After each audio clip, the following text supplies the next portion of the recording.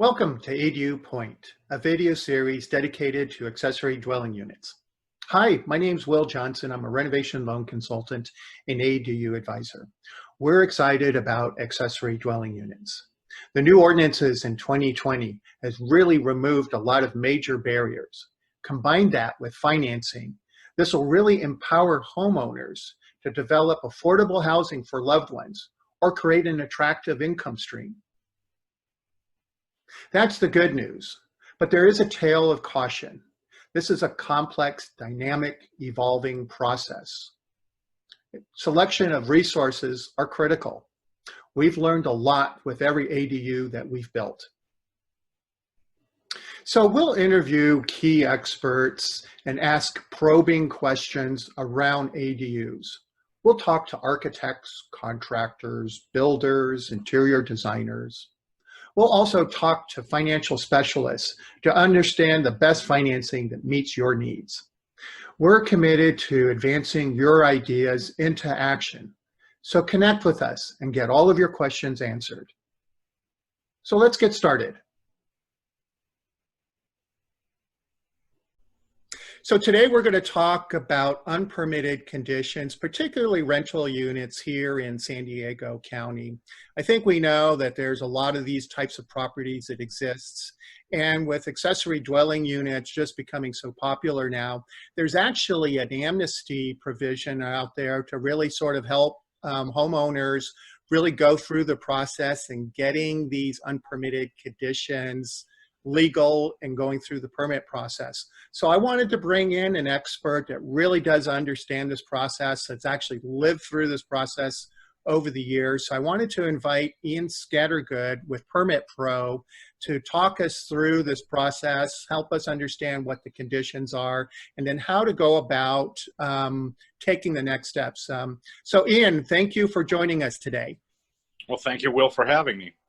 Good. So why don't you tell us a little bit about Permit Pro and help us understand like what as-built are, what the amnesty is, and then what the process looks like.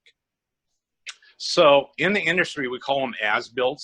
So we're basically saying that the building is already 100% existing, but it didn't have proper plans, permit issuance, and inspections along the way. So I've saved over 600 such non-permitted structures. We draw plans. The plans meet today's current codes. The permit is issued, and then the field inspections are done out in the field with that 100% building. We just have to bring it up to current code. So I have a question. How do people, how do these get identified out in the field? How does the building department find out? So locally, we have 19 different building jurisdictions between Tijuana and Temecula. There's 18 cities, National City, Chula Vista, El Cajon, and there's one unincorporated county of San Diego. So they are the largest community along with the city of San Diego. The county of San Diego usually has a reporting party. They're 100% reactive to somebody turning somebody in. The other jurisdictions, they can be a code compliance officer or a building inspector in the area, see a lot of activity on a property, and they can kind of roll up and give you a stop notice if it's in place under construction. Okay. What are the potential types of penalties or fines that we could run into? So if there's a code violation on the property, if they did not get the permit correctly, their plan check fee is the same as if I did a correct way of drawing the plans, getting the permit issued as their plan check fee would be. But the permit issuance fee on the code violation property, that's doubled to offset the cost for that code enforcement division being involved. Good. Okay, well, that's good to know. I also understand there could be a lot of potential exposure if this turns into a rental situation and this gets reported. So the rental basically is kind of different than I think the question that you're asking, Will, is now with the brand new codes as of January 2020, we do not have to have owner occupancy. So the rental that you might be asking me, let's say if they're renting out a non-legal unit, the potential for that tenant that lives there, he can cause a civil penalty against the landowner, Yeah. and maybe have all his rents given back to him because it was a substandard unit because it was not legal. I don't know if that's what you were asking. Well, that's what I'm hearing. I'm getting calls on that, people that have unpermitted, and they're really alarmed or concerned about that potential exposure. How does this affect the appraisal process? So any undocumented square footage, whether it's got, you know, a studio, a one bedroom, one bath, the bank is only going to appraise the legal square footage. So that means your buyer has to cash down anything that wasn't covered in there to make it acceptable for him to close on his loan. Gotcha. Okay. All right, great. So I think we have some general information here on the new ordinance and amnesty allowance. You know, can you walk us through a little bit of that process? So what the new amnesty is allowing is we have 5 years from a violation on a property for it to kind of sit in abeyance while I'm permitting a brand new accessory dwelling unit on that property. So for example, if the picture that we have here, this looks like it used to have a garage door on it.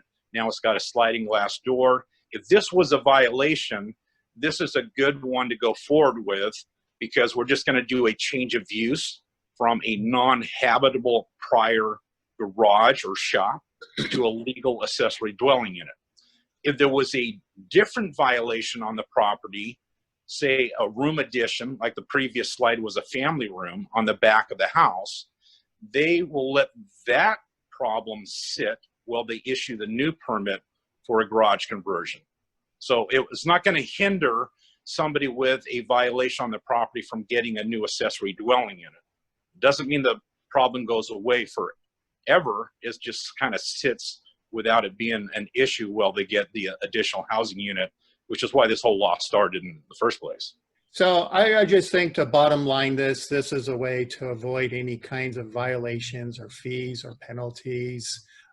This is a great opportunity if you have those types of properties, is to start working through this process. So why don't you give us an idea on how we might start this process of going through and getting these properties properly permitted? So somebody like my company who does design drafting and permit processing needs to draw the plans, whether it's brand new proposed work or it's already existing non-permitted work. So we draw a full set of plans, we submit it to the building department, the building permit's issued, and then the building department comes out to have inspections for fire, life safety, smoke alarms, things of that nature. So they really need to get somebody that knows what they're doing. We've already done over 70 ADUs. There's a lot of people that say they know what they're doing, but they don't. So, Gotcha. So that's great information out there.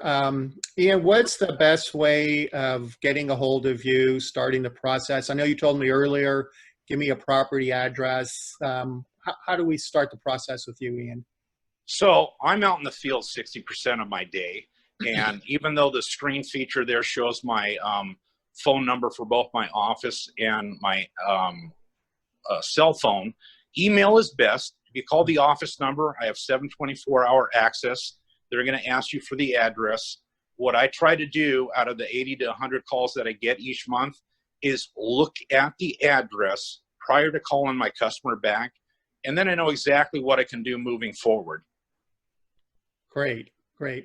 Okay, well, great. You know, we just have a couple of more features we want to talk about briefly. I manage an ADU group on Facebook, and this has really become popular.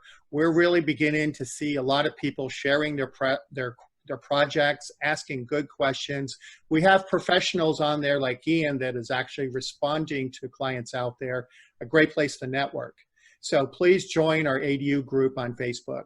And then I also maintain a website on renovation loans, and I have a whole section dedicated to ADUs.